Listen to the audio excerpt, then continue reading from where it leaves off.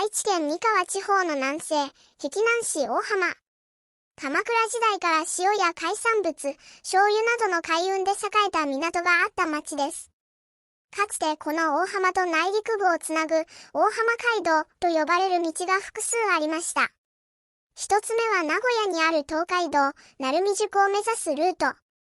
二つ目は奥三河経由で長野方面を目指すルート。そして三つ目が東海道の宿場町である知立宿を目指すルートです。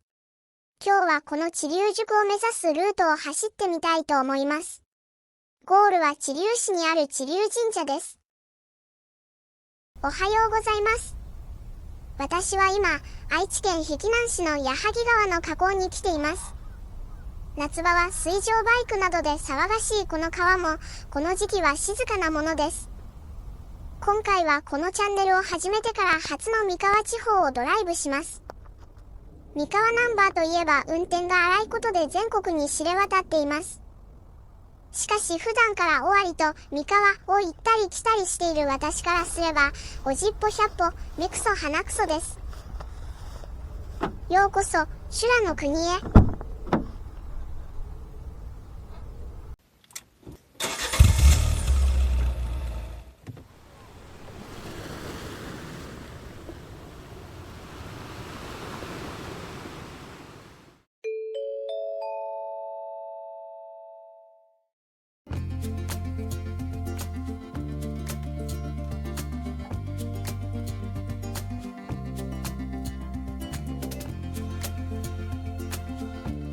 この堤防道路が地図上の大浜街道の起点です。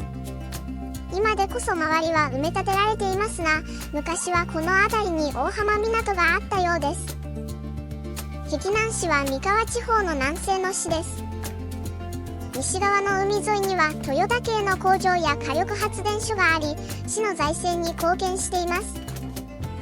また農業も盛んで、矢作川沿いには広大な農地があり、人参や玉ねぎは県下有数の生産地です。何やら今日は人通りが多いです。どうやらこの右にある毘沙門天で朝市が開かれているようです。江戸から明治にかけてここ棚尾周辺には塩田があり、作られた塩は矢作川を伝って信州方面に運ばれました。左にある碧南レールパークは廃線になった名鉄三河線の跡地を利用した約 2.4 キロの細長い公園です。本来の大浜街道はここ港橋北を右折ですが、少し寄り道します。ここが現在の大浜漁港です。昔は海運の港でしたが、今はシラスなど漁業中心の港です。この港のすぐ近くに大浜稲荷社があります。本能寺の変の際、徳川家康が伊賀越えで海を渡りたどり着いたのがこの場所だと言われています。今年は NHK 大河のおかげで例年以上に注目されたことでしょう。ありがとう MJ、KK。ちなみにこの伊賀越えの際に傷ついた家康を手当てしたのがイエス高須クリニックのご先祖様らしいです。マジですか？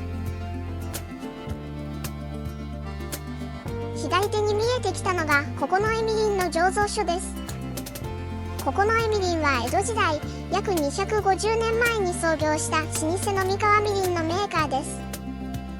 ここではみりんの製造だけでなく直売や工場見学も可能です。また敷地内にあるレストラン慶安ではみりんを使ったランチやスイーツが楽しめます。余談ですが、この地方で話される三河弁では語尾にじゃん、だら、りんをつけます。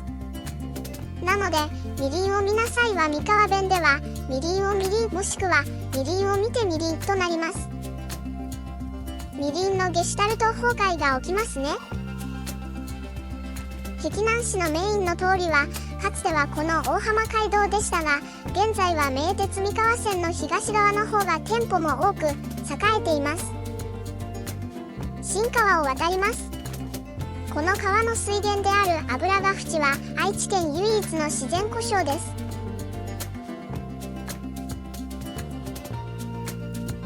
碧南市は財政健全度が高く文化水準も高いため、無料もしくは低料金で楽しめる市営の施設が充実しています。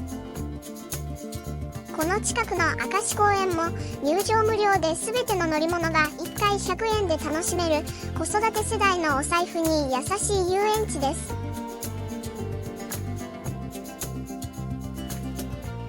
ここから高浜市に入ります。愛知県で2番目に面積が狭く、3番目に人口の少ない市です。古くから三州瓦の産地として知られています。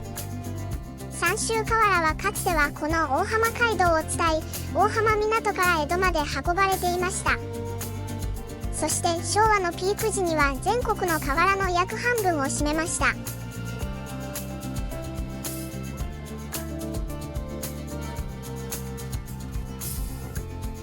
瓦美術館に着きました。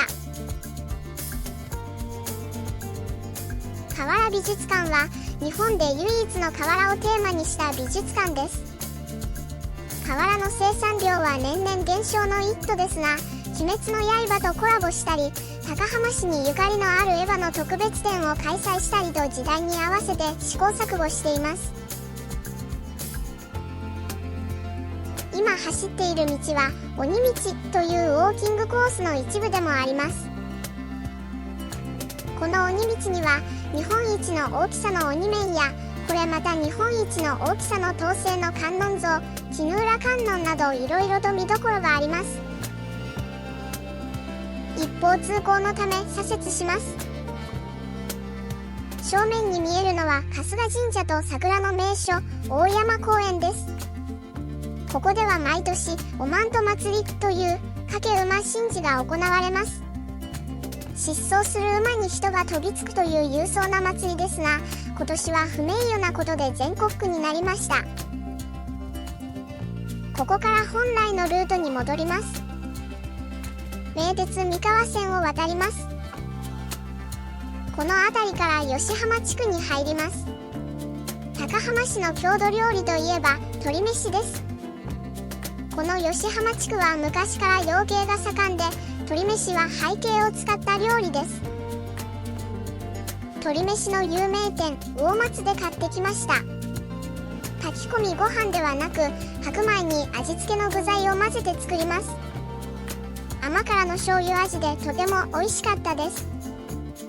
ここ吉浜でもう一つ有名なのは人形です。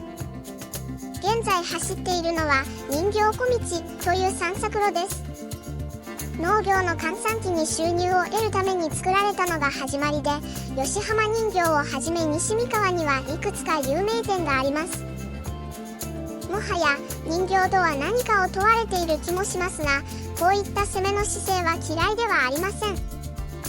ただしあの組織にだけは目をつけられてはダメです。奴らは金にシビアです。今年いっぱいで例のネズミの著作権が切れるそうですが、このまますんなりいくとは思えません。ここから刈谷市に入ります。発音は刈谷ではなく刈谷です。愛知県は全国の都道府県財政力指数ランキングでは東京都に次ぎ第2位です。その愛知県の中でもここ刈谷市は財政力は第4位、財政健全度は第2位を誇ります。刈谷市が裕福な理由はデンソー、愛信といったトヨタグループの本社が集積しているためです。刈谷市は西三河の経済の中心であり、愛知県ひいては日本の自動車産業を支えています。ただ愛知県の自動車産業界はトヨタを頂点とする極端なピラミッド構造です。実際にこのピラミッドは多くの非正規労働者や立場の弱い中小企業で支えられています。裕福な反面、派遣切り、半年に一度行われる下請けに対する値下げ要請、看板方式による在庫の押し付けなどの闇も抱えています。ここまで北上してきましたが、ここから東に向かって走ります。この辺りでは刈谷市の代表的な祭り、万戸祭りが毎年行われます。この先は一方通行のため、反対側から撮影した映像に切り替えます。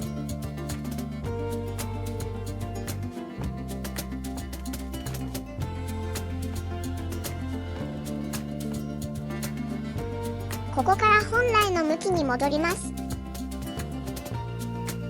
本来はこの右ですが、一方通行のためまた逆から撮影しました。刈谷駅前のこの通りはアクアモールと呼ばれています。この辺りでは最大の歓楽街です。今は真っ昼間なので静かですが、夜になればサラリーマン目当ての居酒屋や風俗店が明かりを灯します。ここから本来の向きに戻ります。この辺りは刈谷街道と呼ばれる道も兼ねています。ここから知立市に入ります。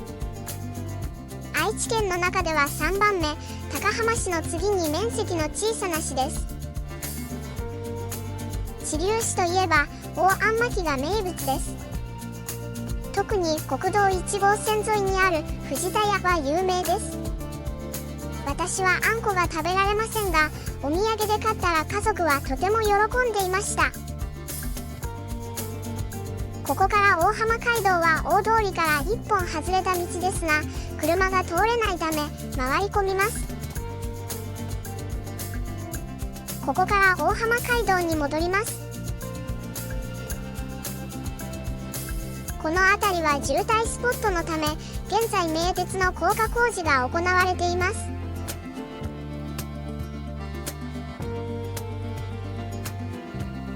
ここが東海道、左には知立宿の道しるべがあります。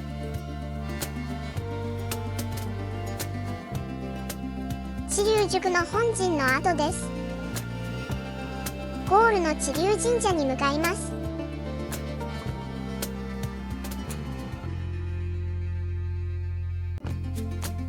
知立神社に着きました。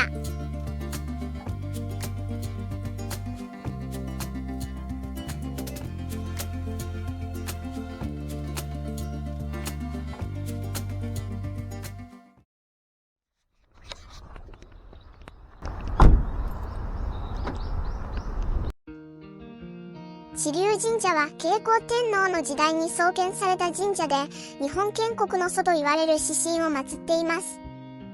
三河地方を中心に敬拝され、東海道が開通してからは街道を往来する旅人に参拝されるようになり、東海道三社に数えられるようになりました。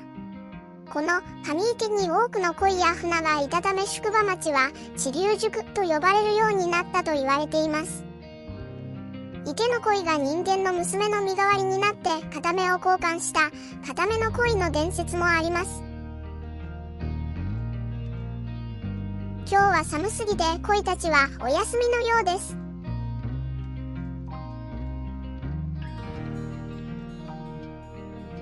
神社は創建以来幾度となく災害に見舞われましたが、地元碧海地方の人々の崇敬により修復を繰り返し、現在の姿があります。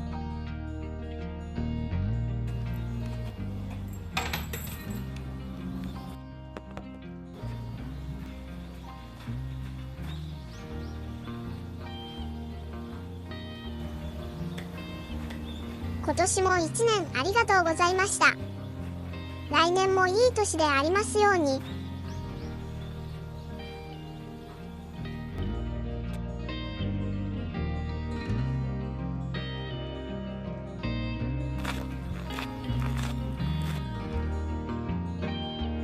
知立宿に続く東海道の松並木の映像でお別れです。ご視聴ありがとうございました。